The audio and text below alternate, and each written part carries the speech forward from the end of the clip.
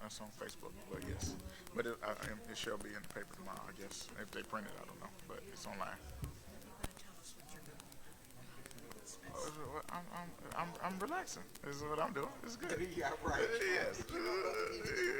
Yes, I do. You guys have taught me well. All right, we're going to call to order the 255th session of the 10th Council. Invocation by Water Commissioner Jim Nash.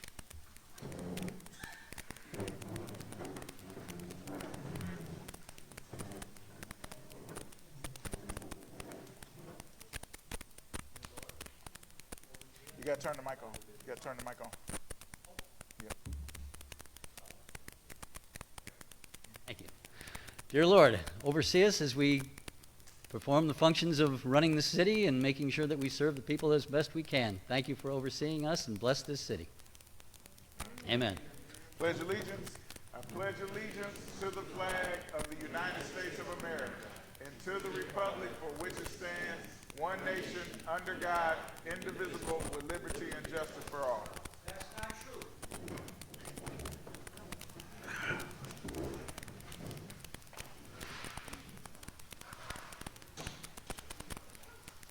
All right, roll call. Carter. Present. Miller. Petola. Present. Shramsky. Taylor Burks. Waterman. Williams. Present. Mr. President, you have a quorum. Okay. I will ask for authorization to excuse Councilwoman Shramsky. So moved. For personal reasons. Support.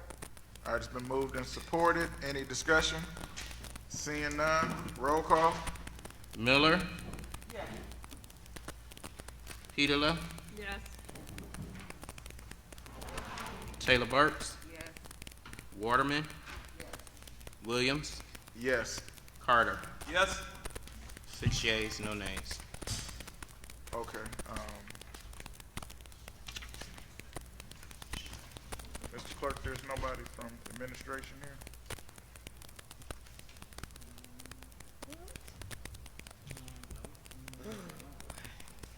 Okay.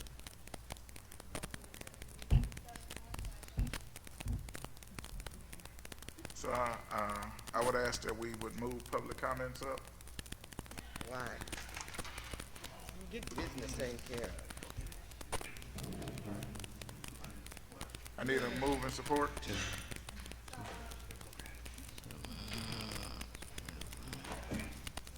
there support? Support. All right, it's been moved and supported. Any discussion? Seeing none, roll call. Petola.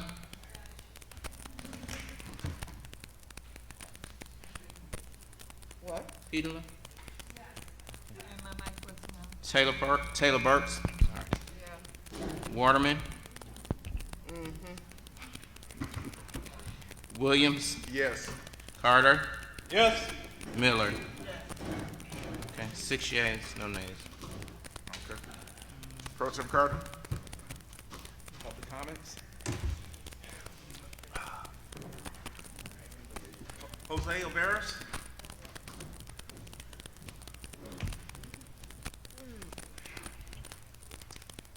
Mr. Jose Alvarez, 349 Central Avenue. Okay, next. Oh, Dr. Lee. Thank you, Doc. She's my doc. Okay. Can you take the podium, ma'am? Can you take the podium, ma'am, to speak for public comments? Thank you.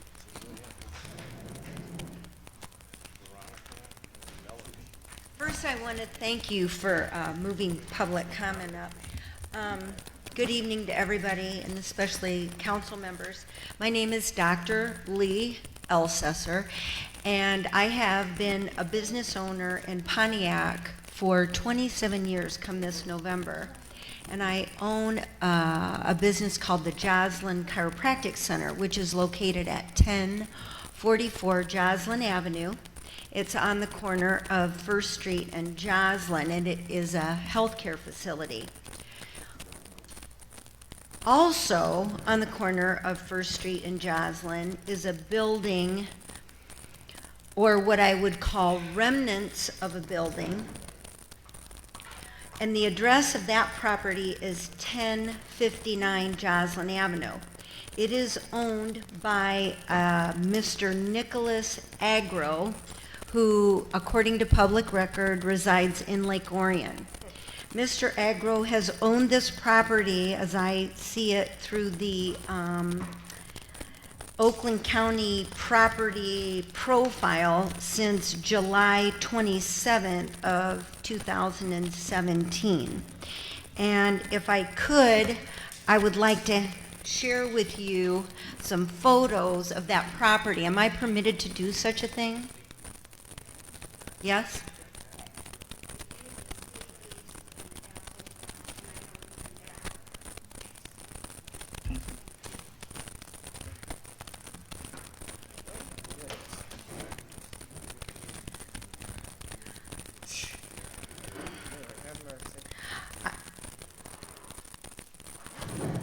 I recognize through the public record that the taxes are paid up to date.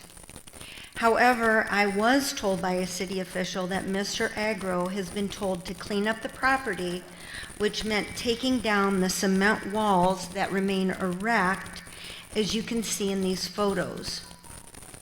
Due to this semi-structure, it has become an attraction to some homeless residents there that I have seen urinate, have bowel movements, sleep there. And then what happens is that you have children that are over playing in that same area.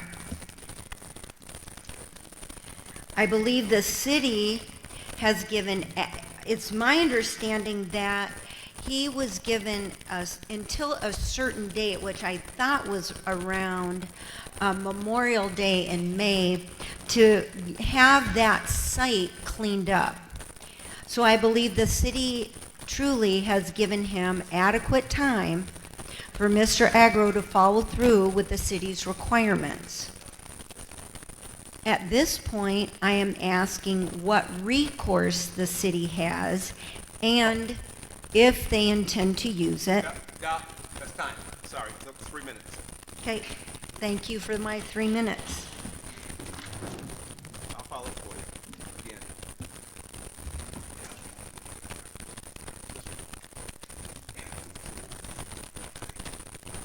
If there's another sheet.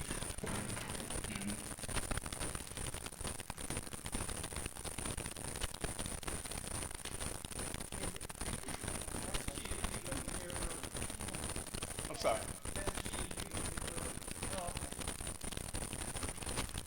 All right, sorry, forgive me for that. Oh. Okay. New numbering system. Luke Holdsworth. Okay. Mr. Quincy Stewart. Sorry for the mix-up. First of all, thank you, President, for moving up public discussion. I'm just here to talk very briefly about the block clubs. I think that the total dependence upon city government to do things we've seen over the years has been not as well as we would like it at best. Block clubs are a way of organizing block by block and getting people together to practice self-determination. As a president of the Crestwood Astorwood Block Club, we've done some things over there. And one of the things is getting Astorwood renamed or named in addition to its name, the Dr. Roy V. Cooley, street named after Dr. Roy V. Cooley. Most people don't even know who Dr. Cooley is anymore because most of the people who knew him are either my age or older or not here anymore. And it's very, very important that we recognize Dr. Cooley because he was a giant in this town. And the things that he did has gone largely unrecognized. So one of the things that we're doing over there is to get Astorwood named after him. He owned all of that land before the Whites, if anybody knows the Whites, the North Crosses, all those people on that back street back there. He owned all of that property at one point. And all those people bought that property from him. Dr. Cooley, of course, his family owned on the corner of Bagley and Weston, Cooley's General Store. Those of us who can go back that far remember Cooley's General Store. Dr. Cooley treated many of us, brought some of us into the world. And to forget Dr. Cooley, and the other people like, Waterman and Bill Waterman and other people, we cannot forget these people that we're standing, shoulders that we're standing on. So it's very important that as a block club, if we didn't have the block club over there, then we would not have been able, no one would think to do that. So I'm recommending that people all over the city begin to think about the block club concept, food co-op concepts.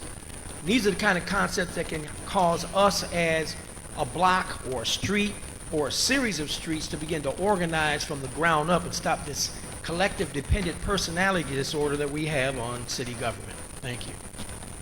Thank you, sir.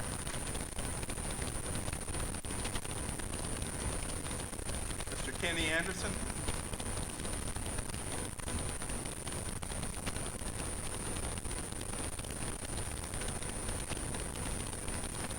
Good evening, and the struggle for black democratic human rights continues. The topic of my address this evening is George Floyd's protest results, no police reform. On May 25th, 2020, George Floyd, a black man, was sadistically murdered by a racist killer police, Derek Chauvin. After Floyd's brutal murder, protests and unrest erupted across America for months, demanding sweeping police reform. Many demanding defunding and dismantling of the police, period. Joe Biden, now president, campaigned on major police reform aimed at holding police more accountable for violence in the line of duty. Just like Dr. King's speech, "I Have a Dream," is deferred, the George Floyd Police Reform Act ended last week, deferred to Neverland. Indeed, a bipartisan group of lawmakers led by two black senators, Democrat Cory Booker and Republican Tim Scott, failed to reach a deal. Yes, there was no agreement and no mass protest response by white supporters with Black Lives Matter signs. According to a recent USA Today survey, shows that 11 months after George Floyd's murder, white support of the Black Lives Matter movement has fallen while white America's trust for law enforcement has risen. The survey highlights that the majority of whites have never supported the Black Lives Matter movement, that white support peaked last year at 43% and is now back down to 37%, where it was before Floyd's murder. One writer says as long as 63% of whites, nearly 2/3, don't support Black Lives Matter, it makes passing police reform very, very hard, to say the least. What's real clear here, and the bottom line is, most whites support Blue Lives Matter, white police including their racism. Indeed, the majority of whites historically have never supported Black Lives Matter, especially the lives of black men. You see, whites would only support police if George Floyd was a white man, calling out to his white mama to save him as a black police officer was killing him with his knee pressing down on his neck. You see, whites would only support police reform if Breonna Taylor was a white woman where black police entered her home with a no-knock warrant and murdered her. You see, far as the majority of whites are concerned, enough is enough for y'all's Black Lives Matter protest against police racist law enforcement. We ain't supporting no George Floyd police reform legislation. So the black folks, go to y'all churches and pray, keep hope alive, go eat some good food and play the lottery, because we got white police back. The struggle continues. Thank you, sir.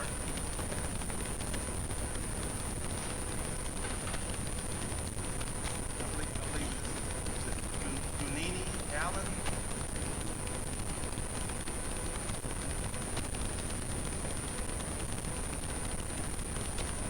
This is my first time here. Thank you for having me. I'm going to play a little video. If you not allowed to pledge allegiance. Just for the sound? Not at all. Okay. Well, then I'll get right to it. I'm trying to find a way to stop illegal drag racing on Highwood Street in Pontiac. I live less than 300 feet away from there, and it's an everyday occurrence where people are drag racing, partying at Schramm's Pick and Pull, and it goes on all night long. It goes on however they want to do it. So my suggestion would be speed bumps for Highwood, and I think that would solve a great deal of the problem. My opinion is that Schramm's Pick and Pull is allowed their parking lot to become an attractive nuisance for people that want to congregate there and drag race. It's dangerous. It's ruined our entire summer because every day, every night, there's drag racing on that street. The cops come, they let them go, they can't do anything about it, and this is where they told me to come for help. So, any suggestions?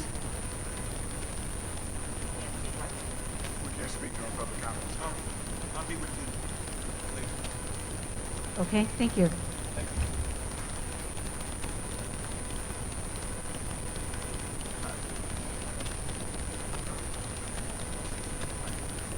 Miss Darlene Clark and Julian Ruffin on deck.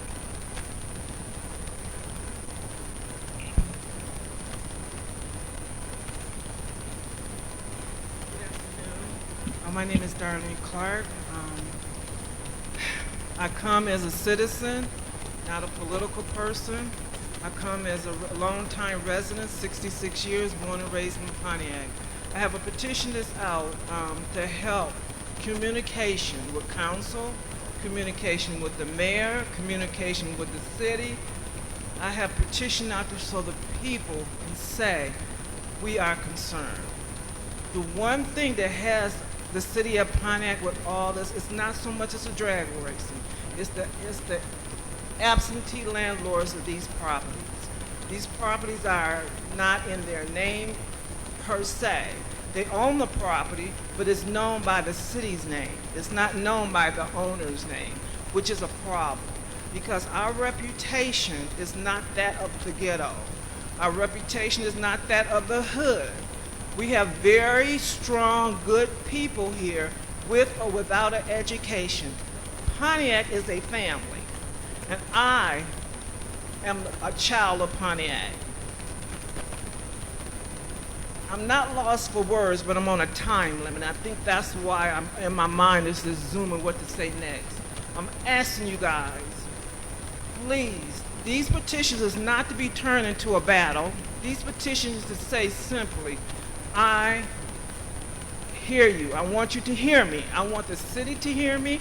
I want the council to hear me. I want the mayor to hear me. People pay taxes. People pay rent. People invest in their homes, in their land. But then you have these absentee landlords who come in here and they're not investing in anything. They're gathering up the property. Some people say they're trying to gentrify Pontiac. So far, that's what it's looking like. We got to stop this, you guys. We deserve to live like we're decent human beings. We deserve, if we pay our taxes, we deserve the same respect, if not more, than these investors. Just because we don't have the money of these investors doesn't mean they should not stand accountable. Thank you. Ms. Ruffin?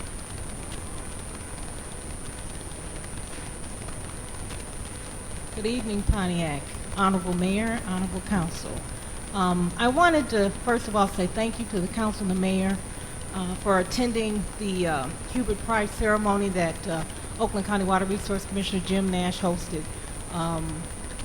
We had a beautiful day, and today, for those who may not know, is the Honorable Hubert Price's birthday. One of the things that he used to say about Pontiac is that Pontiac is the center of the universe. So shout out to the Price family, and thank you again elected body. All right, Dr. Price.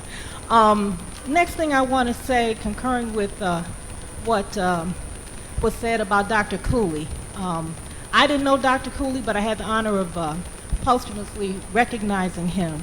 And he was also a former Oakland County Supervisor, which was precursor to the Oakland County Board of Commissioners that Attorney Bosnick, the late Hubert Price, and Oakland County Water Resource Commissioner Jim Nash were also part of the Board of Commissioners.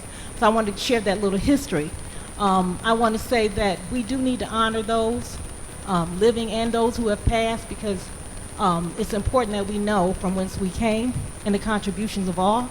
I want to say thank you again to the council and the mayor for implementing, it looks like, the Pontiac Stars Recognition Program. So I can't wait till you all start doing that. That's going to be good. And then last but not least, I wanted to encourage everyone out there, absentee votes or absentee ballots out there. District 1, we've got like 88 votes, ballots that have been returned. It's important that we exercise our franchise. A lot of people have died for us to have the right to vote. So let's vote. Thank you.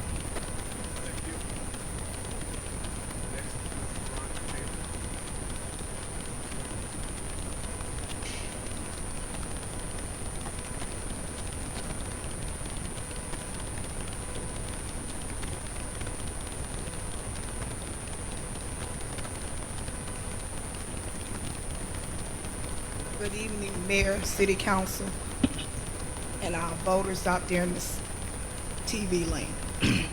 First, I would like to thank you all for doing the hard work that y'all are doing here in the city of Pontiac. Secondly, I bring y'all respect and grace from our prosecuting attorney office, which is Karen McDonald.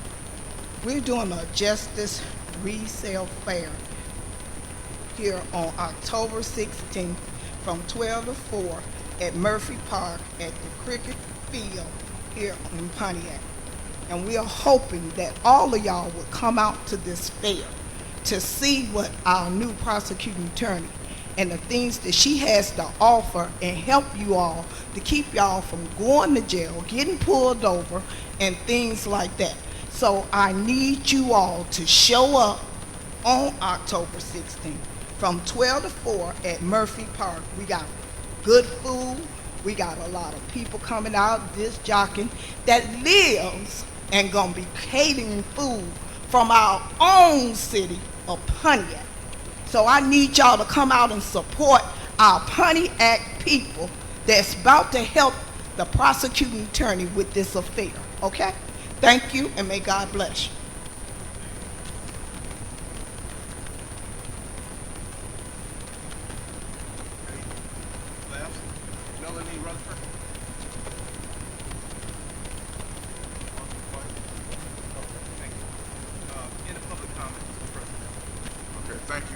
Carter.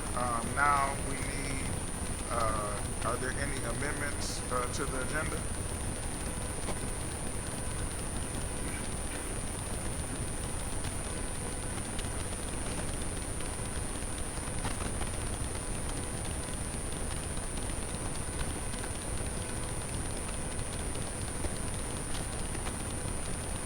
Okay. President. Yes. I guess as we move to item number 17, regarding the actors pay, if all council members read the finance subcommittee notes, it was spoken that the central pay will be coming from the general fund, so that needs to be placed in the resolution that we have. Okay. Is there support?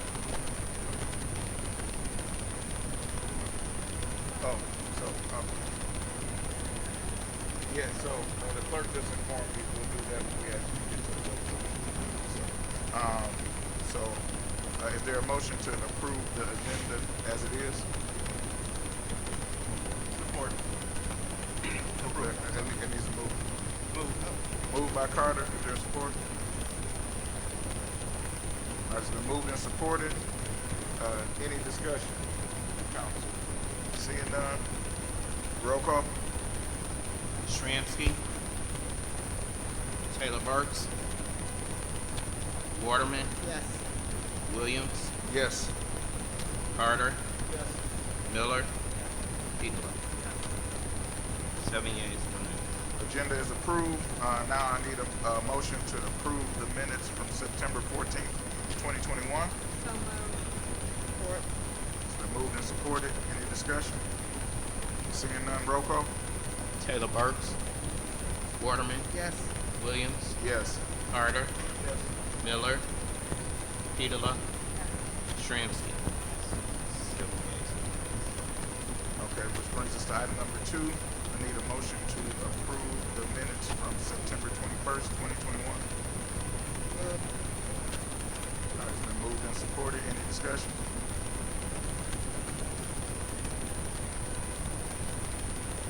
Seeing none, roll call. Waterman. Yes. Williams. Yes. Carter. Yes. Miller. Petula. Shramsky. Taylor Burks. 7 yeas. Okay, thank you. Minutes approved, which brings us to subcommittee reports. The cable report is in the notes. Just to recap for my colleagues, we asked them for 3 different proposals. One was the basic, just to move back into City Hall. 2 was a better version to get us some better equipment. And then the 3rd version was the Cadillac plan, if they had it. And so Mr. Brown did create one that was there, but I think there needs to be further discussion. Item number 4 is the Finance Subcommittee. Councilwoman Waterman. Yes, thank you, Mr. President. The minutes will stand as presented in the packet, and as I did state, the 2 things that the Finance Subcommittee did talk in detail, and they will be brought forth as it relates to the amendment to the local streets and as it relates to the essential.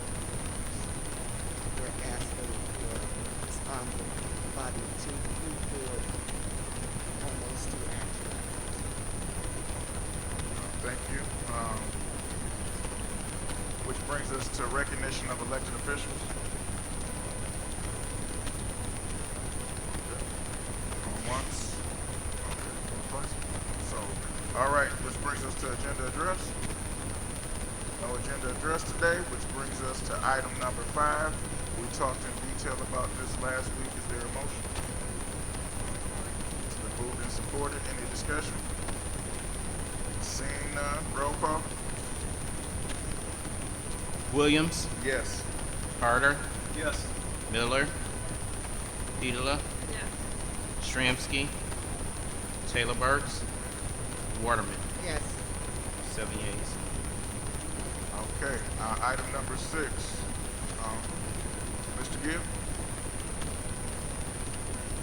Good evening, Council President, members of Council, Madam Mayor. Council President, items 6, 8, 9, and 19 all deal with a common issue of the new school. With your permission, I would just give a brief outline of the status of this, considering last week's presentation and the non-quorum of the special meeting was called. Item number 6 pertains to the tax exempt ordinance reports. And a quick summary of what's presented to you tonight is a payment in lieu of taxes ordinance. The entire project is the purchase and acquisition of the new school property and the rehabilitation of that property into 76 units of affordable housing in the city. A question was asked last week regarding what is the specific benefit to the city, and I believe, Council President, you were savvy enough to ask that question. I'm going to distinguish this to the Carriage Place project, which the city approved and is moving forward with. In the Carriage Place project, we approved a 40-year payment in lieu of taxes agreement ordinance. In that particular project, we also agreed that we would provide $500,000 of Cdbg money from the city to contribute to the project. And so in that case, we were approving a 40-year ordinance, which is allowed under the statute, and contributing the city's capital. In this particular project, we're not contributing any capital. We're not contributing CDBG funds or otherwise. We would be receiving instead, under the option agreement, $600,000 of capital directly to the general fund of the city for the acquisition of the property. And so it's quite and substantially different than what we have seen and done in the past. The ordinance that provides for the payment in lieu of taxes would be part of the financing structure. In each of these projects, as we've seen in Carriage Circle and others, it includes a payment in lieu of taxes agreement that is financing from the state of Michigan. The reason this one is projected at 47 years is in large part because we're demanding of Community Housing Network to contribute to the city $600,000 of capital. That financing would be absorbed into the MISHTA financing going forward. So the length of this seems a little bit long, but it is based upon the financing structure that you have with every agreement. Now, what's interesting, as you'll consider in item number 8, and just speak to that very quickly, and item number 9 for the agreement, is we've taken great care to make sure in the last 3 agreements that we don't have the old process of management and developers that do these and then just walk away. We now have agreements that are before you tonight, the same that we used for McCarroll School and Carriage and others in the last 2 years, where we have a great amount of teeth in the agreement, meaning we require annual reporting of management. We require annual reporting of incidents on the property. We require the management company to provide a security plan. We require reporting on that security plan. We require the ability for this city to readdress the payment in lieu of taxes and the agreement in the event that there is a default, meaning that they have repeated code violations or ordinance violations. This is something that's been very important to this council, very important to the mayor, to make sure that these agreements have teeth, meaning we're not going to agree to a payment in lieu of taxes without the ability for the city to really aggressively enforce what our expectations are. All of that agreement also includes the requirement that they pursue employees from the city, that they pursue contractors from the city that have very specific reporting requirements. So what's before you tonight, item number 6 is the ordinance. Item number 8 is the resolution to schedule a public hearing on whether the council would consider selling this piece of property for $600,000. Item number 9 would be a consideration of the agreement. And item number 19 is the rezoning that was unanimously recommended by the Planning Commission. And so the Planning Commission has recommended that. Mr. Gustafson, your outstanding planning manager, is present tonight as well if there's any questions about that. The last comment I'll make really is about should we set a public hearing as we attempted to do last week again. This particular property, the school building, we've limited and restricted the property such that there's really no access because of the amount of mold and amount of damage that's on the property. Community Housing Network has signed temporary access agreements that protects the city from liability to investigate the property. It is clearly a demolition. It is not savable. That demolition requires the abatement of everything's in there. And what abatement means is you have to get rid of the asbestos. You have to get rid of all of the environmental problems. We estimate that easily $300,000 to $400,000 of cost that would incur to either community housing or to the city would be absorbed by having to demolish the building. If the city were to choose to not to pursue to going forward, at some point in the future, if there wasn't a buyer in the same credibility as Community Housing Network, the city would likely have to absorb those costs. And so we're looking really at a benefit to the city, going back to Council President's question of what is the benefit to the city. The city's really going to benefit by not having the liability of this. They'll not have the ongoing maintenance, which is a DPW cost while they're doing their diligence to get the financing done at the state level and their approval process. They're agreeing to accept the liability for the property going forward, which would be if there is maintenance or other issues that cause liability on the property, that Community Housing Network would absorb that, really protecting the city as they do their work to build these 76 units. The city would get $600,000. They would also get, over the life of the pilot, almost $700,000 in payments in lieu of taxes. Now, this property is currently not on the tax roll, so the city's getting no dollars from the property. Now, that could change. You could find a different buyer that would come forward. My experience would be that they would seek a very similar project that would be affordable housing, it would be MISHTA-based, and they would be asking you for the same type of pilot agreement. So the benefit to the city is you get the purchase price, you get the protection from liability, You don't have DPW having to maintain the property. You don't have problems with snow and ice removal. You get the long-term payment of close to $700,000 of payment in lieu of taxes, and you get very much needed 76 affordable housing unit. We provided in the packet before that there still continues to be a tremendous need for affordable housing in the community of Pontiac. You also get one other added benefit, which is they're agreeing to build a community building on the site and in the project, and that community building would be available to you, would be available to the city, to our youth, and most importantly to the public to use. And so where it could be scheduled, it was not conflicting with the project itself. The community could use that community facility. And so there is a significant amount of benefit here. And I'm not picking on the Carriage Circle project. It's an awesome project, but the difference is quite striking. I'm not standing before you saying, can you contribute money from the city to a project? I'm saying, can you accept money? Can you accept $600,000 and $700,000 in future property tax income on a property that is clearly obsolete and clearly in need of demolition, and move this forward? And so, Council President, the procedural step on item 6 would be to hold the first reading of the ordinance, if the council is so inclined. I'm only speaking to the others, so you don't have to hear me talk again, Council President. On item number 8 would be, if you're inclined, there is, as we said last week, a deadline with the state. It's not a deadline from you or from us or from anyone else. The state has an October 1 deadline of being able to apply to MSHDA for the appropriate funding for this project. They would need to have an interest in the property through the option agreement. And I know this council was very kind enough to attempt to hold a meeting that just didn't work with schedules, but if the council was inclined, it would be critically important if they could schedule a public hearing in the form of a meeting on Thursday of this week, and if they did that, they could consider the option. Item number 9 is the agreement, again, that has the language. I would pledge to continue to work with Attorney Sharp, who's been excellent in this, and making sure that the language contains all of the teeth that we want for hiring and for oversight and for management oversight. And then item 19, when you get to that item, Council President and members of council, that is the recommendation from the Planning Commission that was unanimously received and recommended to you to rezone the property so that the zoning is appropriate for 76 affordable housing units. So that's what's before you. The most critical, of course, is the first reading, and if the council is so inclined to attempt to try to meet that October 1 submission deadline to the state, it would require that the council would schedule a special meeting before October 1, and October 1 is on Friday. So I'm here for questions, and I can answer anything that you may have. Thank you, Council President.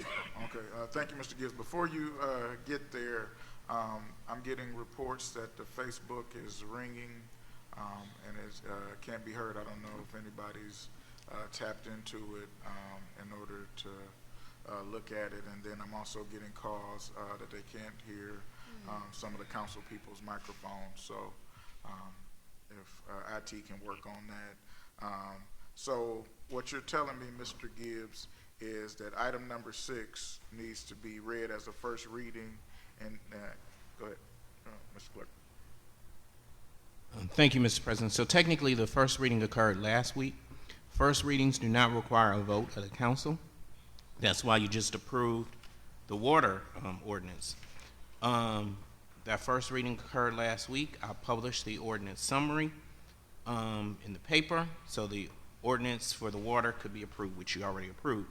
In this case, I did not publish the ordinance summary because you haven't had the public hearing. Had you had the public hearing, then I would have published the ordinance summary. So it kind of all hinges on having the public hearing. So, turn your phone off.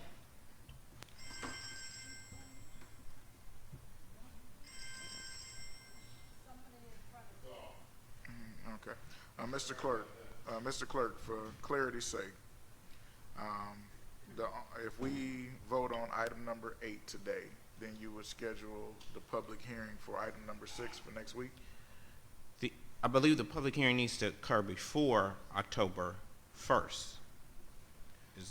Through the chair, answering the clerk's question, and thank you, Mr. Clerk. I didn't realize the process, but yeah, if the council were to vote on item number 8, the request is that it would be set for Thursday of this week to attempt to meet the very strict October 1 filing deadline of the state of Michigan. And if I'm hearing the clerk right, then I think both items could be scheduled simultaneously on that date. I'm looking at the clerk, and he's nodding yes. I'm nodding yes as well, Council President. Okay, so procedurally, item number 8 needs to go before item number 6. Yes. Okay, now I'm just gonna open it up for questions. I just want to hear the procedure. Any of my colleagues got questions or discussions? Yes, Mr. President, that was, Go ahead, Councilwoman Waterman, then Pro Tem Carter. that was my concern, as it relates to 8 and 6. Since we didn't have the public hearing, how could we deal with number 6? So now that's been clarified, I'm okay. Okay. Are you finished, Councilwoman Waterman? Yes, sir. Okay. Pro Tem Carter. Thank you, Mr. President. I mean, I'm looking at it and reading, and I mean, to me, this was just a white elephant that shouldn't even be dealt with. First of all, there wasn't a property tax after they were even taken out for 45 days when Mr. Stevens had it. So therefore, 9-10 years ago, it should have been on the tax roll with him paying for it. Now, all of a sudden, we're in the process of giving a piece of property. In my opinion, this property is worth giving away for $1 to them. And then they can come back later on when they have financing, because there is no way we need to give them something and then go ahead and pursue financing this over a period of 40-something years. It has no benefit at all to the city, whether the property even gets built or not. This is a moot point to even talk about it. The property needs to be sold first, give to them. In my opinion, I would give it to them for $1, and they could have the property. They can file the property taxpayer affidavit. They own the property, they're responsible for the property, then come back with a solution that they might want to seek the city or state's funding for their property. Thank you, Mr. President. Okay, thank you. Anybody else? Yes, I have a question, Mr. Yeah, go ahead, Councilwoman Miller. If I'm not mistaken, did I hear you, CDBG funds, how much CDBG fund were you asking for? So for this particular project, 0. I was only referencing that in prior projects, particularly the Carriage Circle project, we did grant $500,000 of CDBG to support that project. That was in partnership with Oakland County. So Oakland County was incentivizing that.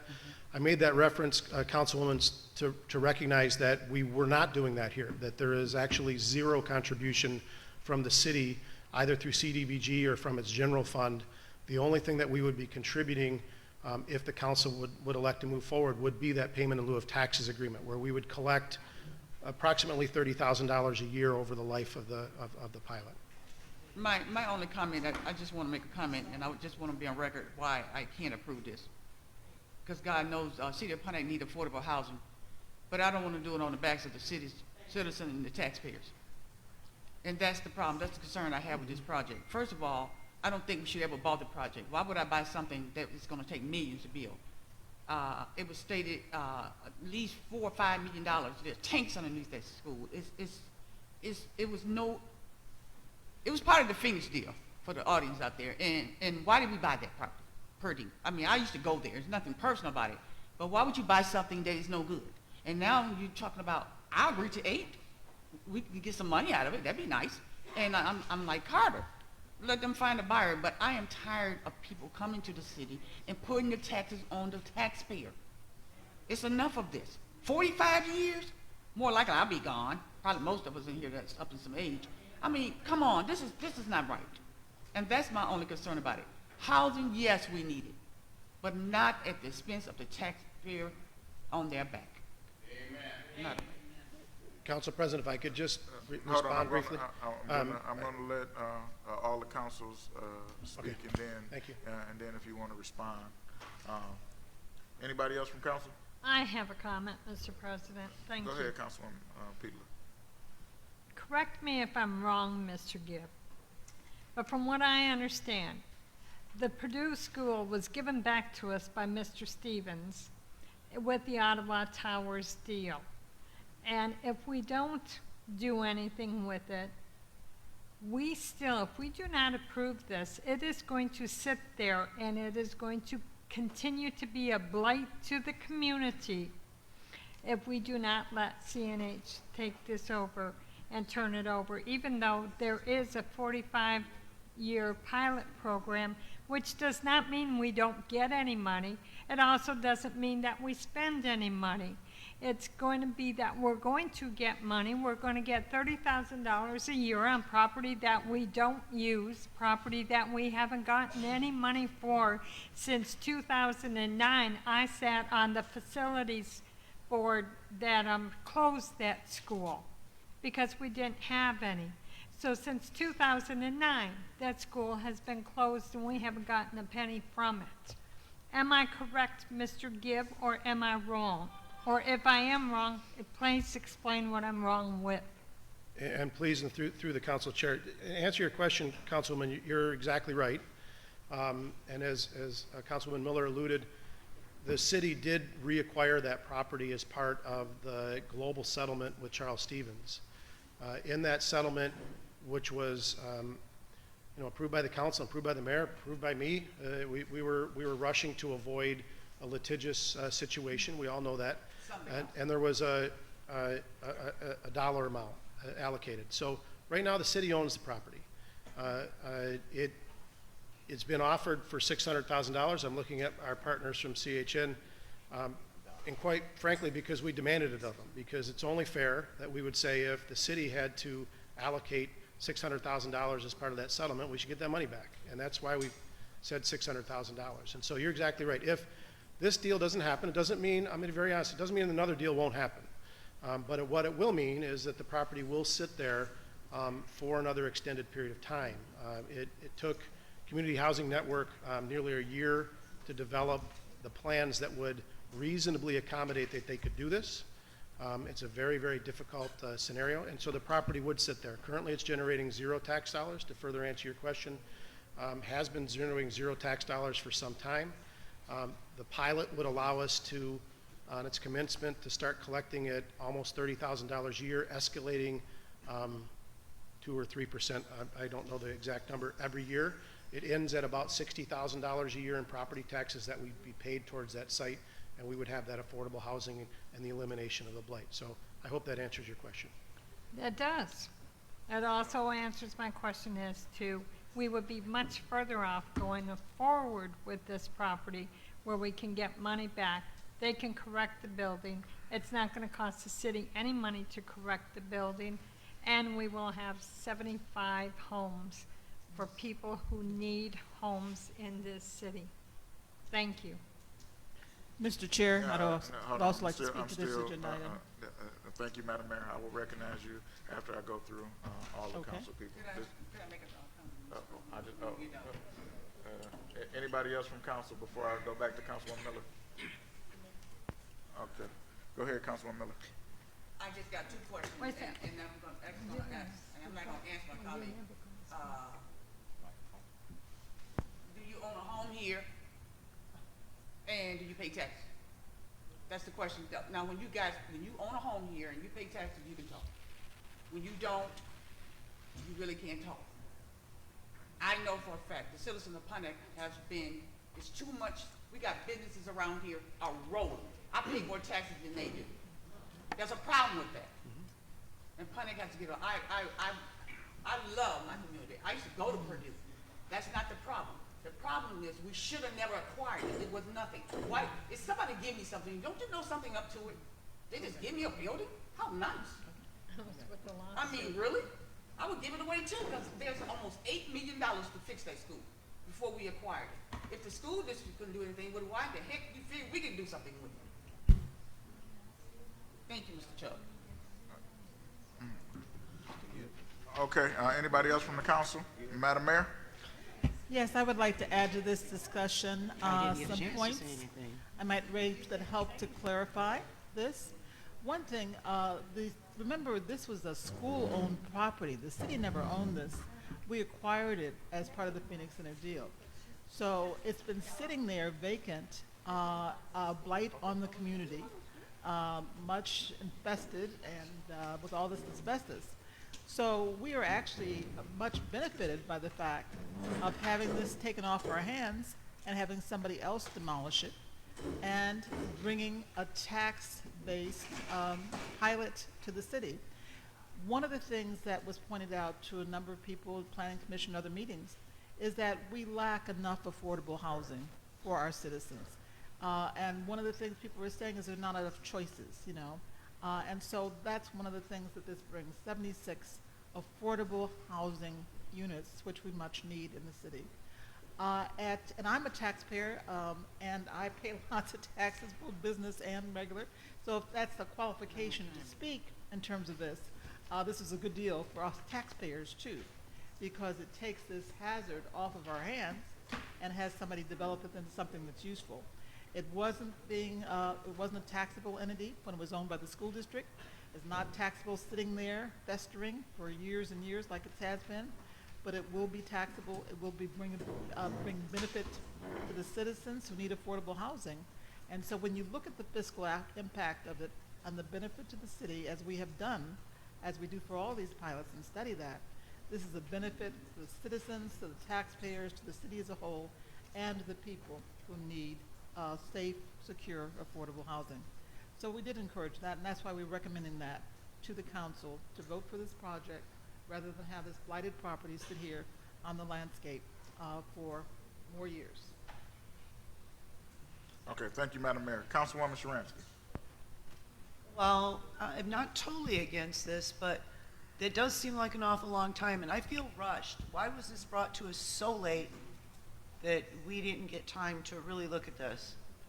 So two reasons in candor to the council. One is Community Housing Network was doing their diligence to make sure that they had the structure to be able to do the deal, to make sure that the financing and the applications were prepared and ready.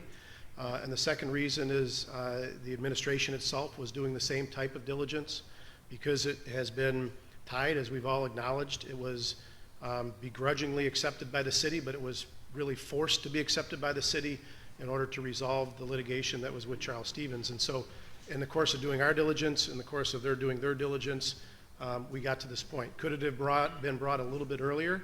I'll be honest with you, probably, but only a couple of weeks. And so my apologies on behalf of Community Housing Network and myself. The bottom line is this, is that, listen, I don't own a house here. I do kind of pay taxes because I pay rent and I have an office here, and I hope my landlord pays taxes here. I'm assuming they do. You know, this is a project that we have experience with Community Housing Network. They did Unity Park. They've done other projects in our city. This is one of the good guys. These are the ones that we can trust that will do a project that turns into long-term homeowners and home ownership. And these people that come out of their projects, we know this because we have a track record with them. And the fact that we got stuck with this $600 tab from Charles Stevens, God bless him that he's gone. And now we've got a place that we can say, you know what, we're replacing that equity to the city. We're getting it dollar for dollar back. If anybody were to come in, if it's this year or next year or 2 or 3 years or 4 years from now, which is very likely would be several years from now, they're going to ask you for the same thing. They're going to ask you for a payment in lieu of taxes to do a MISTA finance project. 47 years? Well, it's going to be at least 40. I can guarantee you it's going to be at least 40. Mr. Felton presented to you last week that the reason it's 47, they've added 2 years because of the diligence that they have to do to convince the state to do this project. We just did 40 years for Carriage Circle. This is just the way of the world right now. I apologize to everyone. It is. If we're going to do these types of projects where we take severe blight, my recommendation is, and I say I'm here too, man. I have an office here, and I'm here. Let's take the money. Let's work with this and get rid of the blight. Take the benefit of a community building within 76 affordable housing units, and the fact that CHN has done beautiful work in this city. One of the few, I'll be very honest with you, that has done timely and beautiful work in this city. I really encourage you to look at this project of this continues to wash away the frustration over Charles Stevens and that whole deal. Get our money back and move forward with them. To do that, it would require a public hearing to consider the option before the 1st.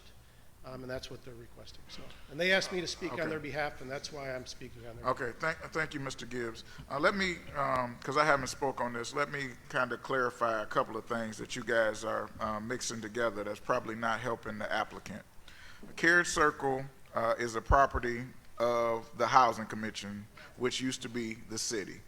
If we had to give them 100 years to clean up that building, we would have gave them 100 years to clean up Carrot Circle Apartments. So let's just take that aside altogether. And then they worked it out where they didn't have to get our CDBG funds in order to do that. So I want to clean up. That's a property that helped out and did stuff. Community Housing Network has been a good partner. When you start talking about home ownership in the city, that's a beautiful thing that they were able to do. But now we're talking about rental property. And we're talking about 76 units that are concentrated. And when you start talking about concentrated poverty, you have to have some other external factors to make sure that that property is good. I've got the Woda property that's being built on Paddock, that's beautiful, right? But I've also got some apartments that the city won't go in and inspect that are flooded, and they are pilot properties also. And so when we start talking about bringing housing, why are they coming to Pontiac and why are they coming to this specific location is what you have to ask. And so one of the questions and concerns when my colleagues say 47 years is because the city hasn't had clawbacks on pilots since we had them. And so nothing against Community Housing Network. We just feel in general, and I'll speak for myself, and then if other colleagues disagree, they can say whatever they disagree with. The problem is the city has not safeguarded itself, and that's why we have on our agenda today a street that we've been plowing and paving for 50 years that we didn't know that we had gave up ownership of.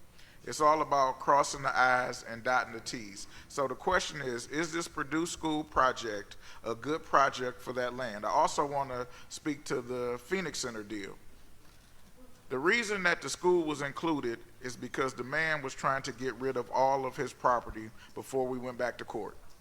This was not the end-all and be-all of any properties, but it was much cheaper to do the $20 million deal than to do the $50 or $60 million deal that we had got into because we kept on taking the man to court and losing. So I just want to clarify that for the record so we can kind of separate that out. Now, what happened after that with the subsequent deals is something different that I voted against. But what I want to say is we need to take this property with Community Housing Network and look at it on its own merits. Is that good for the Purdue site or not? And that's what people have to evaluate. Is 47 years way too long? I think we need to take that down to 40, and then there needs to be something that says that after 20 years it needs to be evaluated or whatever that needs to make that whole or happening, because you can't just give away your property indefinitely. And that was the major problem with the Phoenix Center deal, was it was a 99-year lease. So I wanted to say that and clarify, because I think Mr. Gibbs being zealous to try to help Community Housing Network is actually bringing up some bad memories of some other properties that we've dealt with that is not helping this individual case. So what I'm asking my colleagues to do today is to decide on, is this a good look for this property that you see in the city with 76 units? Are they a good community partner, and is it worth extending the pilot or something else to them?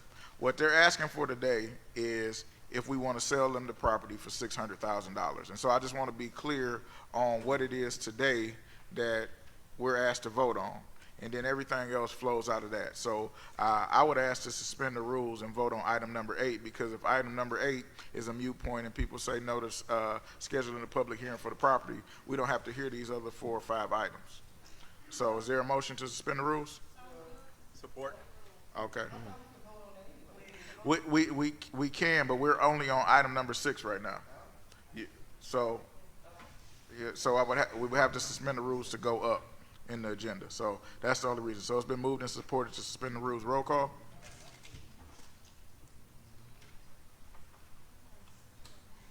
Carter. Yes. Miller. Yes. Petola. Shramsky. Yes. Taylor Burks. Waterman. Yes. Williams. Yes. 7 yeas, no nays. Okay, which brings us to item number 8, which is a resolution to schedule a public hearing for the sale of Purdue School located at 25 South Sanford to Community Housing Network for $600,000. So wait a minute. You need to determine what date you're setting the public hearing for, because the resolution is to schedule a public hearing. Okay, they need to have it by the 1st, so that would have to be Thursday.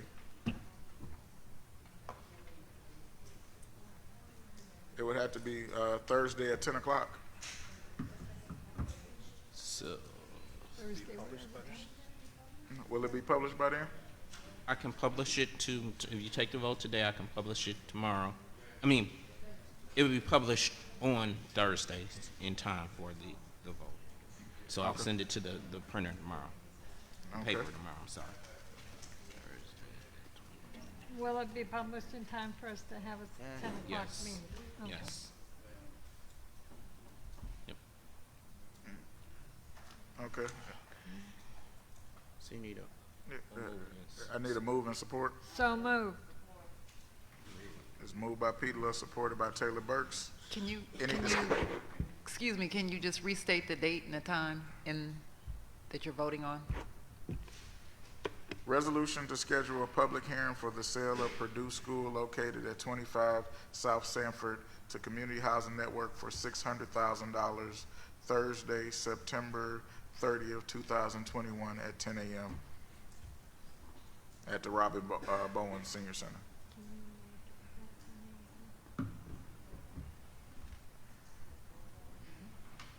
Question, Mr. President? Yes, go ahead. This is For the discussion clerk- time. Yeah, for the clerk, which paper will it be advertised in? Through the president, the Oakland Press. Thank you. Okay. Any discussion? Seeing none, roll call. Miller? No. Petula? Yes. Shramsky? No. Taylor Burks? Yes. Waterman? Yes. Williams? Yes. Carter? No. 4 yeas, 3 nays. Okay. Motion passes to schedule the public hearing for Thursday. Okay, which brings us back to item number 7, because that has to be published. What?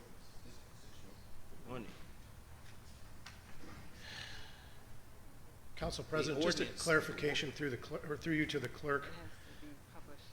Clerk Doyle, I didn't understand when you said that the first reading was held, but then it wasn't published. And the city attorney, Bostic, and I are just confused as to like the procedural status of that on item number 6. So, through the president, first readings council does not have to take a formal vote on first readings. They just simply have to have the first reading. I have to publish the ordinance summary before they can actually adopt the ordinance. So I published the ordinance summary going back to the water ordinance. I did not publish the ordinance summary for this ordinance because the public hearing had not been set. I can now, will publish the ordinance summary and they can take a vote on the ordinance. I was about to ask the president, do you want does the ordinance need to be adopted before October 1st as well, too? No, they don't have to have the pilot before October 1st. They have to have the pilot as part of their financing package. And I'm not ready to vote on the pilot. Just because we're scheduling a public hearing, that doesn't mean that the people are in agreement of even selling them to school. So I just want to put that out there. We're having a meeting Thursday for them to do it. Council President, that is an excellent kind of summary of it, and Community Housing Network is fine if it goes in its regular course. We don't need to rush the pilot. Okay. So how are you going to dispose of number 6? So I will publish the ordinance summary, and then it'll be on the, well, next week is not a formal meeting. Correct. 2 weeks from today, which would be the,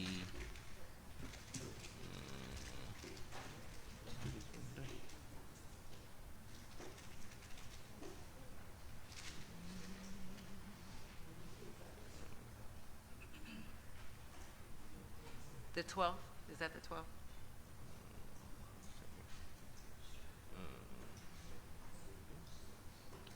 2 weeks from today is the, yes, October 12th. So is number 9 going to be attached to that as well? That would be my, that you wouldn't Yeah, vote exactly. on any Yes. of these. Yeah, So we wouldn't vote on any of these. 6, 9, And Yes. I think it's also And 19. 19. Yeah. Yep. Yes, so that you wouldn't take votes. Yeah, it's no need of changing the zoning for a property that they don't own. Okay. So, okay, so item number 6, item number 9, and item number 19 will be on the agenda in 2 weeks, which brings us to item number 7. Mr. Clerk? Thank you, Mr. President. This item was discussed last week. Just to recap, Mr. Huth has resigned as the legal advisor. I'm recommending Davis Listman, Robert Davis, attorney of Davis Listman, to be the new legal advisor to the city clerk. Why is he standing? Okay, is there a motion? Move. But, Mr. President, why is the attorney standing? Why are you standing? Yeah, go ahead, Mr. Bosnick. Thank you, Mr. President. I just wanted to advise the President and the Council that if there are any questions regarding the materials that were provided last week by Attorney Chubb, I can address those now. There you go. Nope. Materials about what? No. Stuff that I removed, it's done. Oh, okay. That's all. That's it. Well, we need a support. Support. Okay, it's been moved by Waterman, supported by Pedala. Any city council discussion? Seeing none, roll call. Pedala, Yes. Stramsky, Yes. Taylor Burks, Waterman, Yes. Williams, Yes. Carter, Yes. Miller. 7 yeas, no nays. Okay, brings us to item number 10, resolution to approve a contract between the city and Right Way Remediation LLC to provide asbestos abatement services for community development block grant, Cdbg clearance and demolition of batch 17, properties not to exceed $93,000. Is there a motion? So moved. Okay, I'll take the move from Pedala, the support from Waterman. Any city council discussion? None at all. Seeing none, roll call. Stramsky, Yes. Taylor Burks, Waterman, Williams, No. Carter, No.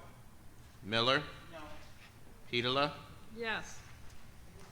4 yeas, 3 nays. Okay, motion passes, which brings us to item number 11, resolution to approve a contract between the city and International Construction to provide demolition services, Cdbg clearance, and demolition of batch 17, properties not to exceed $175,000. Is So there a moved. motion? So moved. Moved by Pedala. Is there support?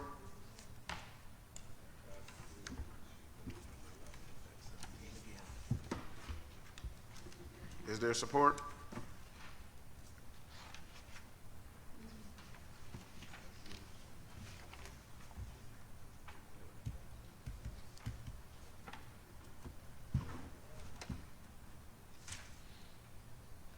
Is there support? Okay, motion dies. Thank you, Mr. Wilson, for being here tonight. All right, we're going to move on to item number 12, resolution to approve an agreement between the city and Asphalt Specialists, Inc.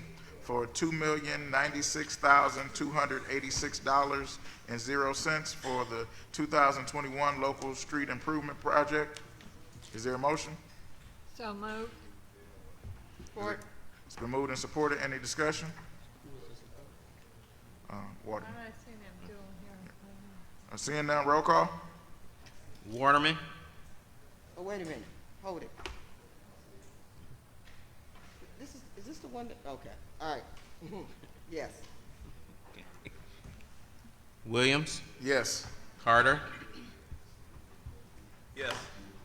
Miller, Pedala, Yes. Stramsky, Taylor Burks.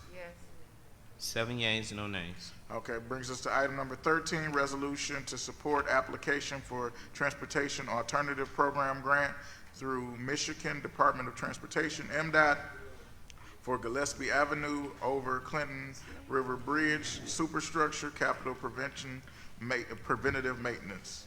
Is there a motion? Move. Support. It's been moved and supported. Any discussion? Seeing none, roll call. Williams, Yes. Carter, Yes. Miller. Petola. Yes. Shramsky. Yes. Taylor Burks. Yes. Waterman. Yes. 7 yeas, no nays. Okay, motion passes, which brings us to item number 14, resolution to approve a budget amendment for fiscal year 2021 to 2022 to allocate, and this needs to be changed. Yes. Yes. So, Mr. Clerk, the language needs to be resolution to approve a budget amendment for fiscal year 2021 to 2022 to allocate a total of $1.2 million and 0 cents for construction and engineering services to come out of the general fund. Hold on. Council President? Yes. I believe, just to clarify, and Mr. Siddiqui can clarify it, so I believe that the packet was updated to have the new resolution, which actually is $1,050,000. Okay, that's even better. Is that correct or not correct? Right, so it was $1,050,000 for the major roads, plus $190,000 for the general fund for CDBG projects. So maybe if the, So Mr. Clerk may wanna 1.24 read- million total, sorry. Correct, yeah, if Mr. Clerk might want to read the Okay, if you could- revised resolution. So, Yeah, if you can actually read what it. needs to occur is for the notice to be published. The notice has to be published. This is a budget Okay, awesome. amendment, so you. Can you read what you're publishing, Mr. Clerk? So it will be a resolution to approve a budget amendment for fiscal year 2021. Excuse me, people in the audience, can you please? Okay. Thank you. So resolution to approve a budget amendment for fiscal year 2021 and 2022 to allocate a total of $1,240,000 for engineering service, $1,050,000 for major streets engineering services, and $190,000 for general fund engineering services for community development block grant project. So I will actually have to publish. Hold on, I don't think that's what we talked about, Attorney Shutter. So, Mr. Clerk, you have the revised, the correct resolution in the packet. Right. Right, that's what I was reading. That didn't sound the same. I said We 1 had million discussed- 50. Sorry, go ahead. Go ahead. So the $1,050,000 in the major roads fund, plus the $190,000 for the CDBG projects. Right. Right, which is in the general fund, Right. engineering services. Right. But he had another million in there. No. It sounded like he Oh, did have did he say another- Okay, I'm sorry. Repeat, I missed Mr. Doyle, what you said. So what it said, I don't know if these That's not two correct. add up to, It's in the $1,200,000. memo, it said 1,240,000. Exactly. yeah. Together. So $1,050,000 plus $190,000 equals $1,240,000. But actually, these would need to be two separate notices because they're two different budget amendments. So I'll have to publish them as the 1,050,000 and the 190,000 separately. Yeah, because they're separate accounts and stuff. Okay. So the 1.24 is irrelevant. Okay. Okay. Okay, is there a motion for the clerk to publish? Move. Support. All right, any discussion? Seeing none, roll call? Carter, Yes. Miller, Petola, Yes. Shramsky, Taylor Burks, Waterman, Yes. Williams. Yes. Okay, 7 yeas, no nays. Okay, item number 15 is a resolution to approve $988,000 contract amendment for the Oakland County Sheriff to provide funding for 7 additional deputy sheriffs to the city's current contracted staffing levels. Is there a motion? Move. Support. I'll take the move from Waterman, the support from Petola. Any discussion? I have a question for Mr. President while we're on the subject. Yes, go ahead, Councilwoman. I see that we're approving it. Mr. Karen, if you would, these officers, when we're expecting for them to hit the ground? I'm sorry, you were asking when we expect to have them. The most recent update that I received from the Oakland County Sheriff is that they're going through the recruiting process that, is part of what's needed in order to get deputies on the street, they're having to hire new deputies. So they're currently in the recruitment process. They would be recruiting and training them in order to get them onto the streets. So basically, you have no date. You have no date. I don't have a specific date. Mr. President, Councilwoman Miller, I did talk to the captain, and he did state to me that they're in the processing, and there should be something by November, no later than December. The reason I brought that up, I don't know if you sit here when we have the constituents come to the mic, and that's our first concern, speeding and racing about the street. Okay.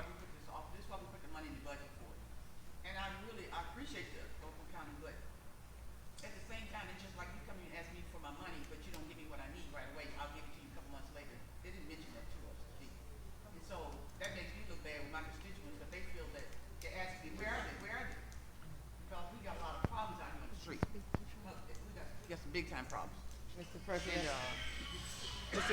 if I can Go ahead, Councilwoman Watson. speak on that too to Councilwoman Miller. I'm gonna be frank with you, Councilwoman Miller, it's not their fault. So I'm gonna leave it at that, and then I'll talk to you of course about why it's not their fault. But they are moving forward to get those deputies on the road. Mr. President, if I may.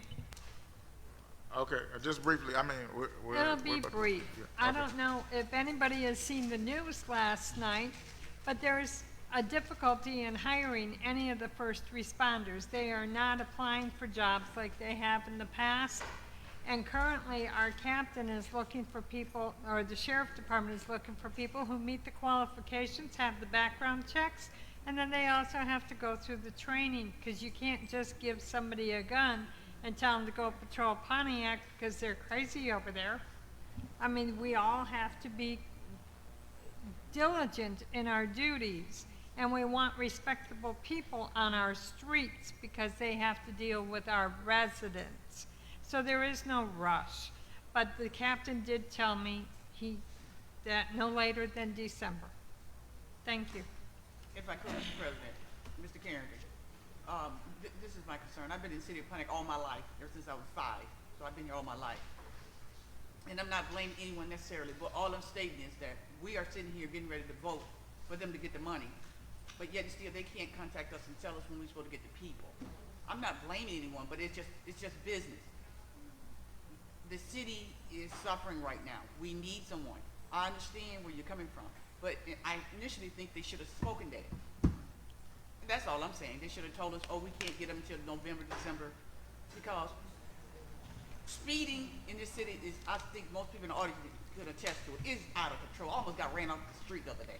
Part of it is the mayor allowing people to come and Excuse drag me, race. Councilwoman Miller had the floor, and then we can vote. Can I call for the vote? But anyway, Mr. Carrington, I'm not done.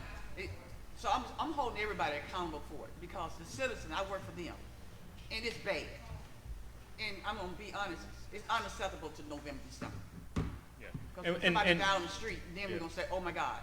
And I mean, certainly, from the administration and speaking on behalf of the sheriff, I think everyone had every intention of trying to do this as quickly as possible. Once the budget was approved, we communicated that to Oakland County so that they could take the necessary steps through the county commission. We've gotten the contract amendment, and we'll certainly continue to make sure that we communicate that and move that along as quickly as possible. But as others have alluded to, there's just certain impediments that the sheriff is running into. There's other departments that are trying to hire, so there's a greater demand than ever and less supply than ever, was the message that Captain Ewing had communicated to me. Okay. It's just the reality of the situation. All right, roll call. Miller. I don't want to vote for it anymore. Yes. Petola, Yes. Shramsky, Yes. Taylor Burks, Yes. Waterman, Yes. Williams, Yes. Carter. No. 6 yeas, 1 nay. Okay, resolution to accept and approve the Oakland County 2021-2022 Auto Theft Prevention Sub-Grant Recipient Agreement with the City of Pontiac, and authorizes the administration to execute the agreement. Is there a motion? So moved. Is there support? It's Been moved and supported. Any discussion? Seeing none, roll call. Petola, Yes. Shramsky, Taylor Burks, Waterman, Yes. Williams, Yes. Carter, Yes. Miller. Yes. 7 yeas, no nays. Okay, which brings, motion passes, which brings us to item number 17, resolution to approve hazard pay for essential and non-essential workers. Councilwoman Waterman had a correction. President, in the resolution, it should not be coming out of the CARES Act month in the Finance Subcommittee. We agreed that these fees will come out of the general fund. Okay, Council President? yes, Attorney Sharp. Just a quick question, and maybe this is to the clerk and Mr. Carrington. Do you have to have a budget amendment? Does this have to be published?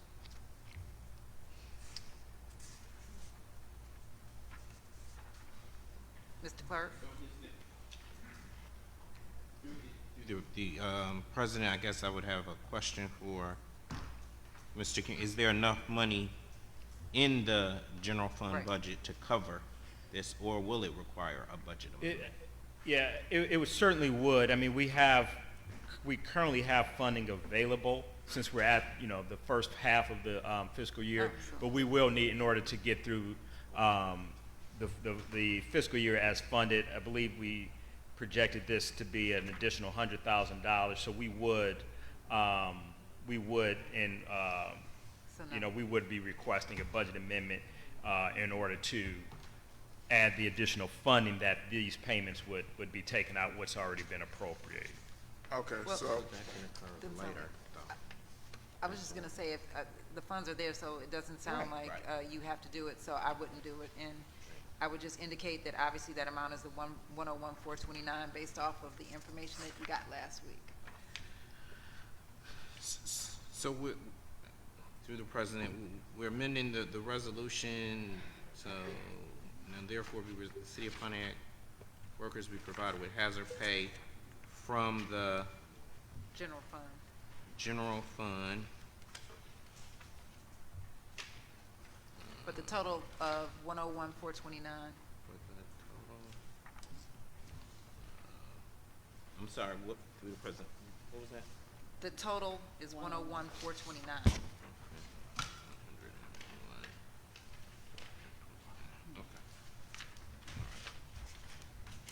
okay, are you set, Mr. Clerk? Okay, roll call. Oh, we didn't have a move.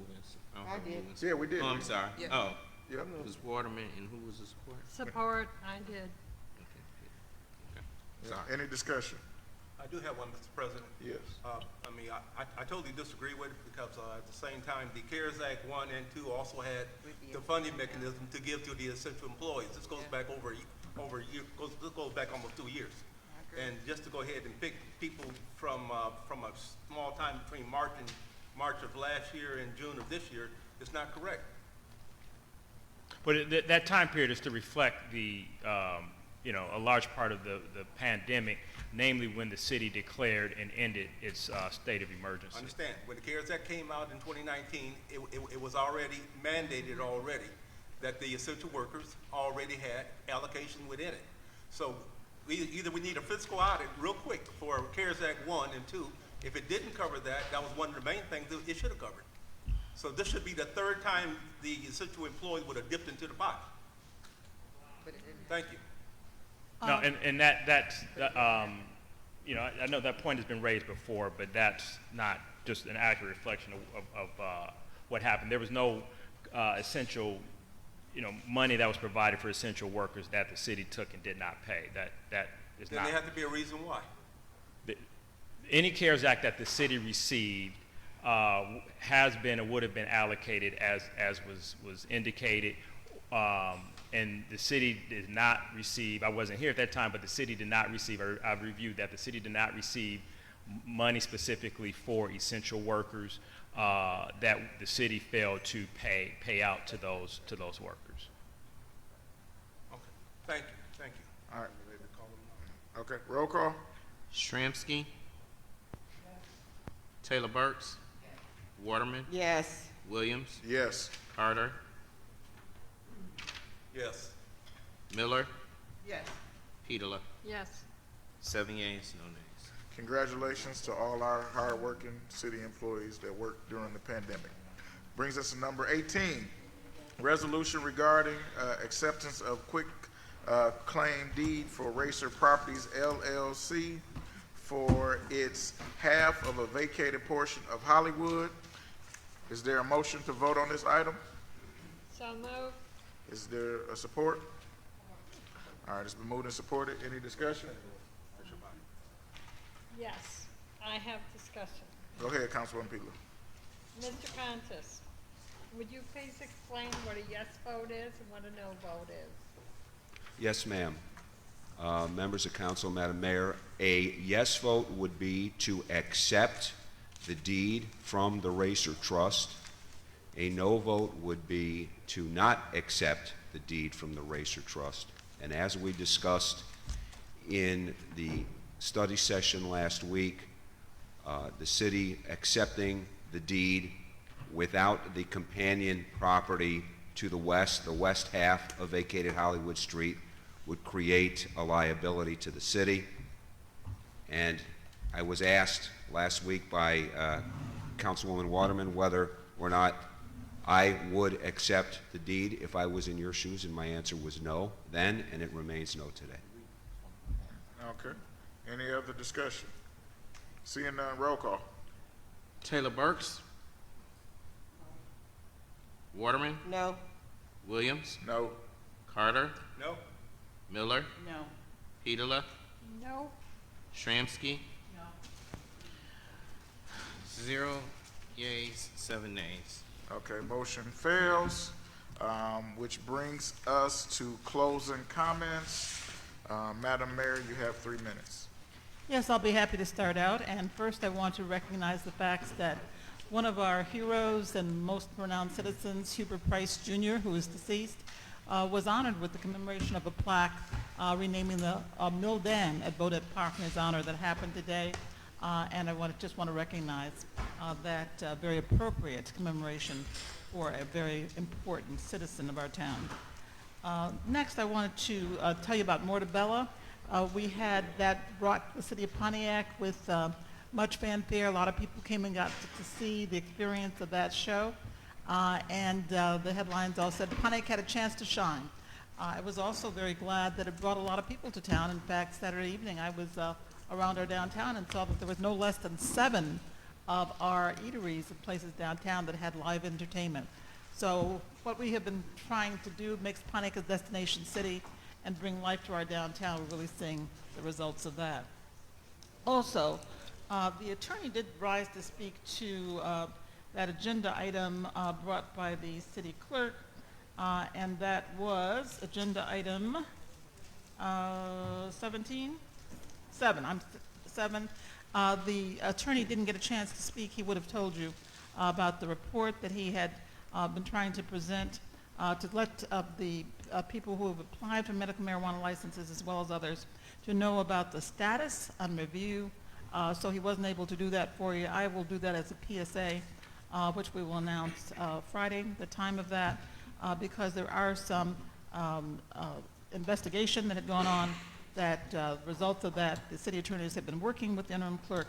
There are some things that need to be done to make sure that this is a process that is free of conflict, free of taint, and so I will do that so the citizens will know the actual status of the review process of the medical marijuana process here in the city of Pontiac.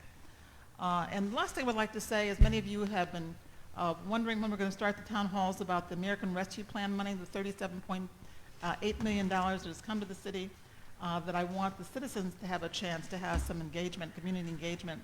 And so we've scheduled 6 town halls. The first one will be October the 11th.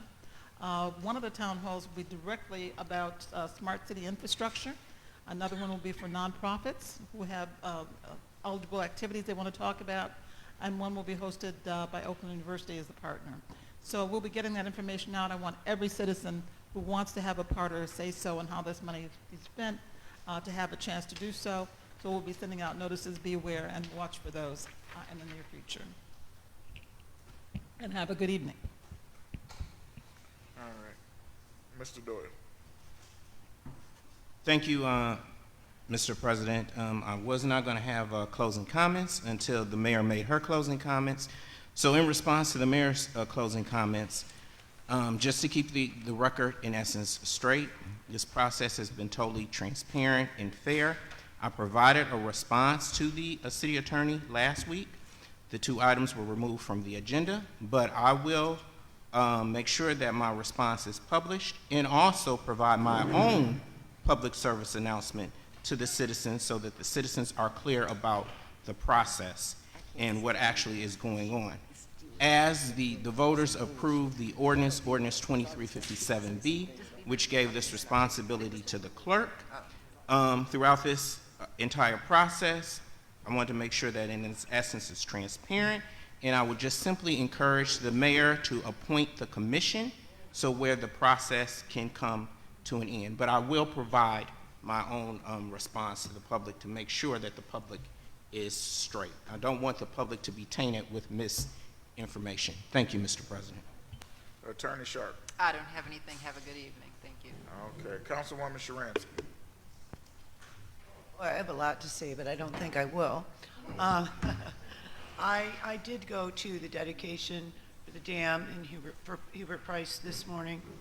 My uncle and aunt went to school with Hubert and Walter Moore, and my uncle was always excited, you know, who's going to be at the reunion and who's going. And I'd run into Hubert off and on at the store and at the bank over the years, and we'd talk, and when reunion time would get close, and he'd say, "Is your Uncle Jan coming?" And I'd say, "Yeah, he's coming." And so the last reunion they had before he passed away, they sat at Hubert's table, my aunt and uncle did. And so he comes home, and he says, "Yeah, I talked to Hubert. He just liked to razz Hubert." And they were both friends with him in school. But the one thing that my uncle always said, "But boy, his wife is wonderful." So that was his way of, you know, razzing Carolyn. And I shared that with her, razzing Hubert, to say how wonderful his wife was. And she is. And so good evening. All right, Councilwoman Peeler. Everybody. We've had a lot of racing going down Cesar Chavez.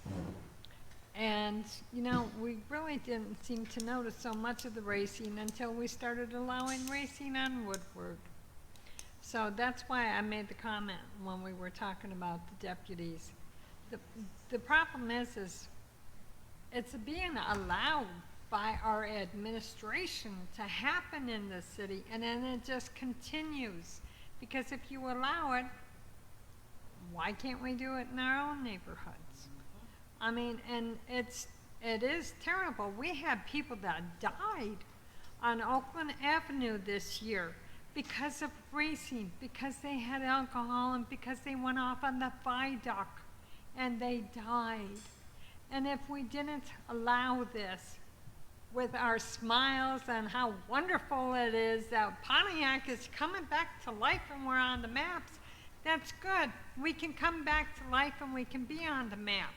But let's do it legally. Let's not turn around and tell everybody you can drive how you want to, because we condone it.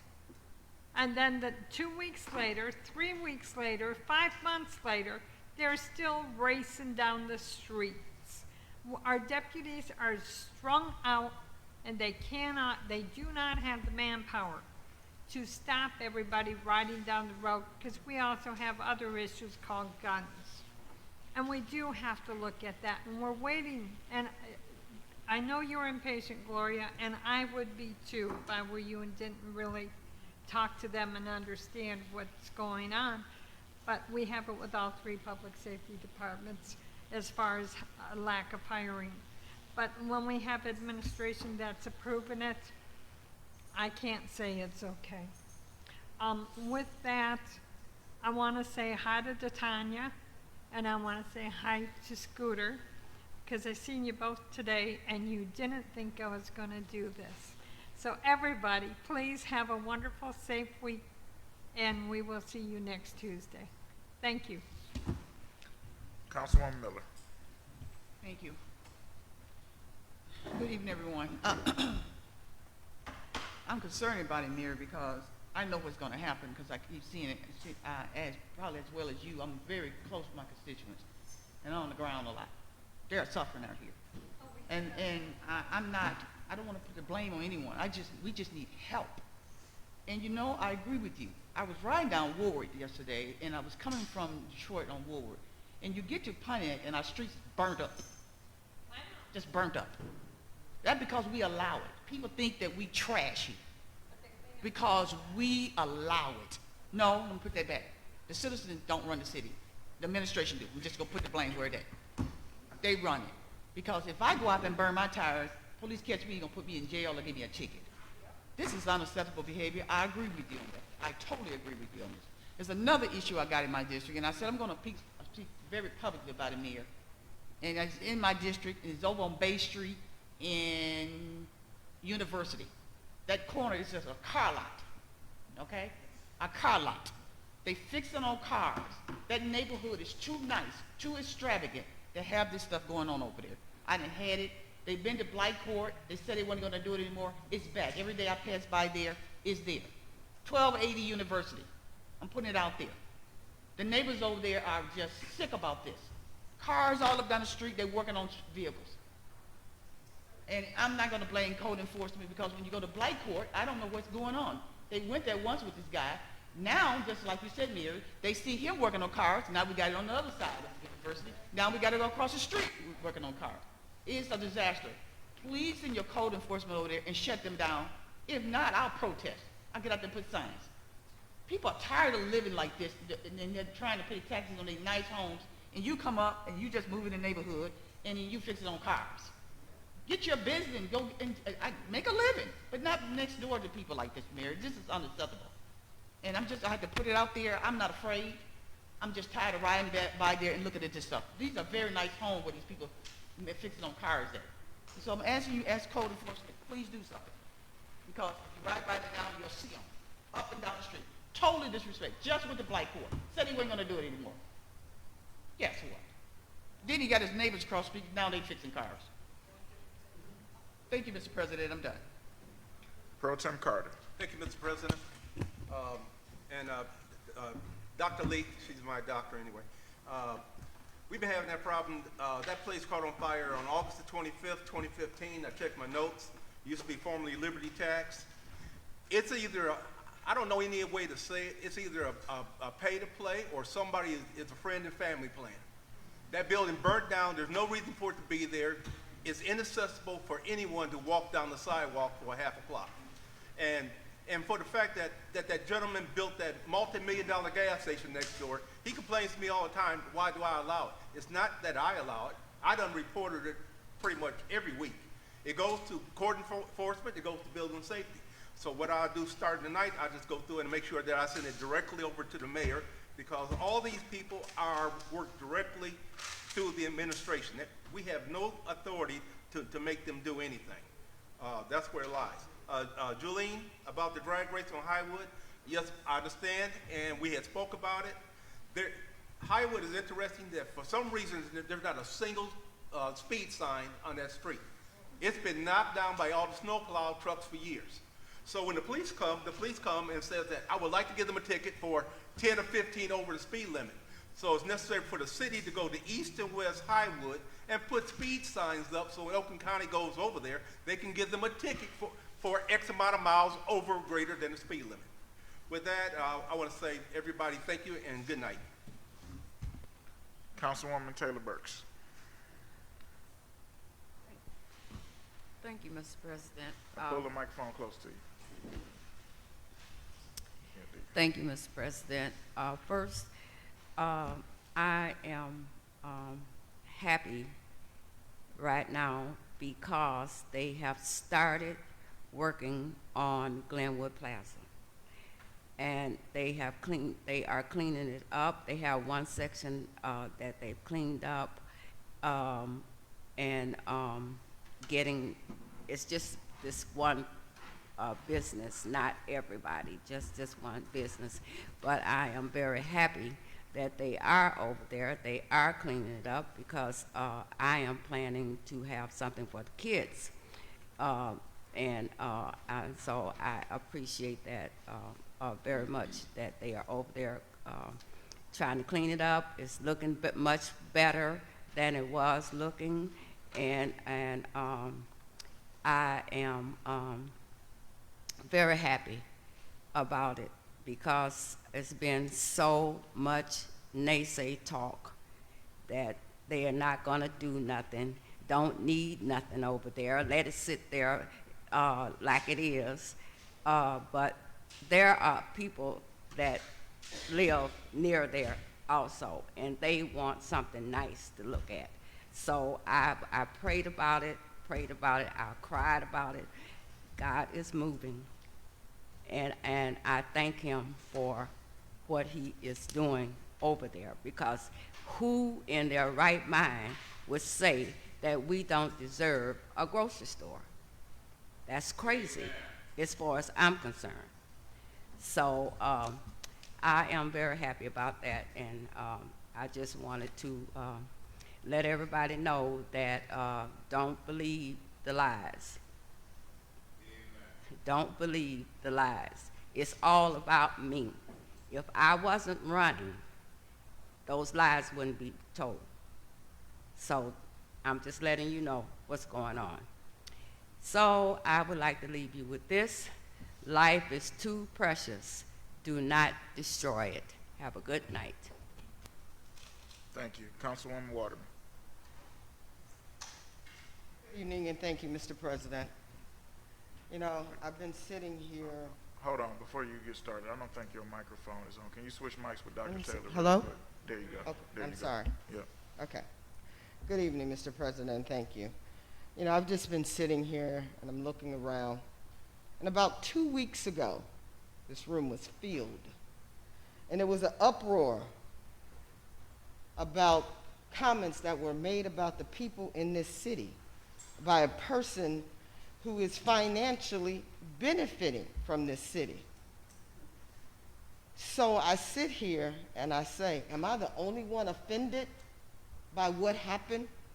Because if I'm the only one who have to fight for the rights of what's going to happen about people who come into this city, because I hear you, Councilwoman Miller, when you state and say, you know, we live in this city and we should do better and have better.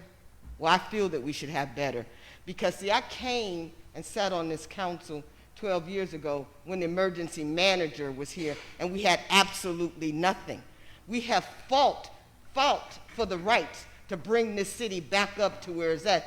And I am not going to allow any business person, anybody who's trying to run for a seat, to come and bring this city back down.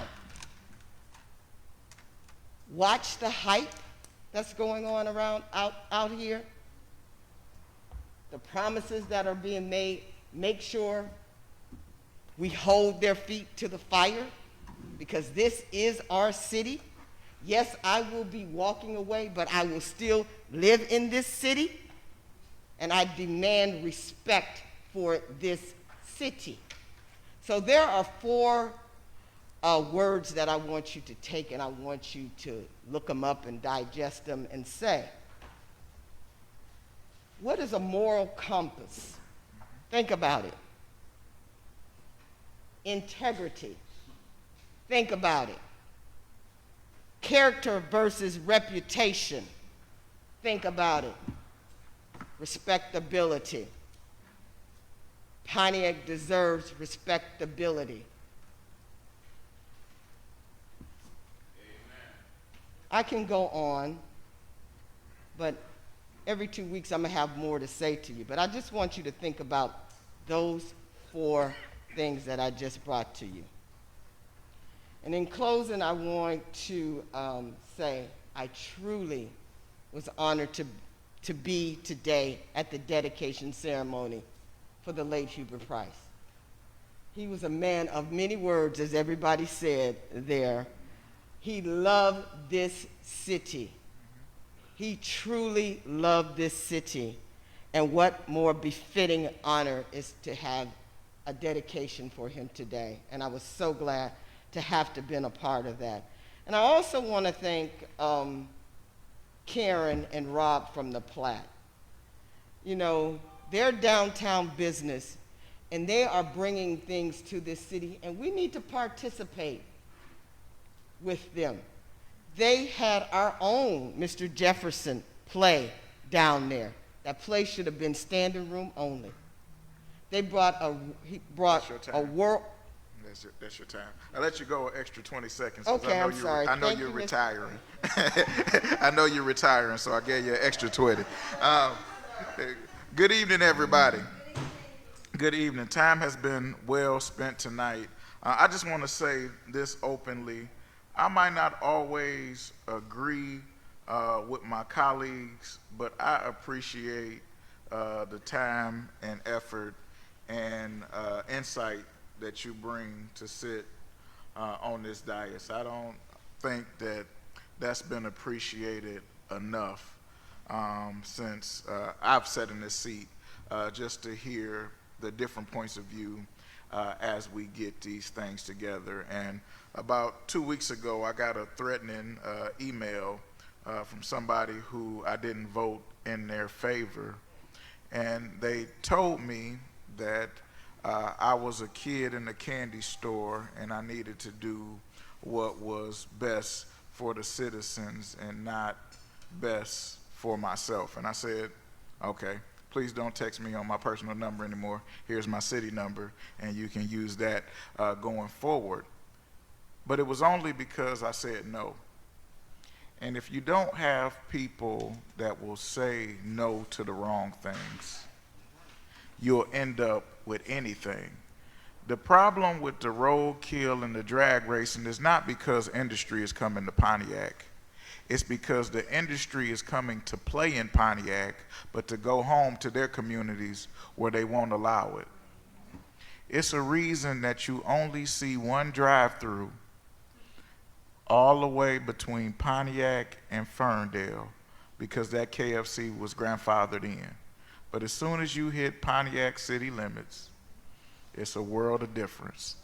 And so what I'm going to ask this council to do before we leave is help work with some realtors and some business owners to get our code book together. Right now, the Planning Commission only has about 2 pages to look at. The city of Birmingham's is 15 pages, just to look at that in comparison. And so we don't have anything that says all of the places on Woodward need to be brick. We just don't have those classifications. And so when they come in, the mayor and everybody else can only go by the rules that we've had presented. And so I think we should take a meeting, because we took several meetings about weed, but just to take a meeting to say, what do we want the aesthetics of the city to look like going forward? Because what they're building in Stone Gate is because our code book didn't speak to not being able to build ranch houses. And so even though the citizens don't want it, they're coming. So I would just ask my colleagues to help me with that. And with that, we're going to adjourn this meeting at 7:48.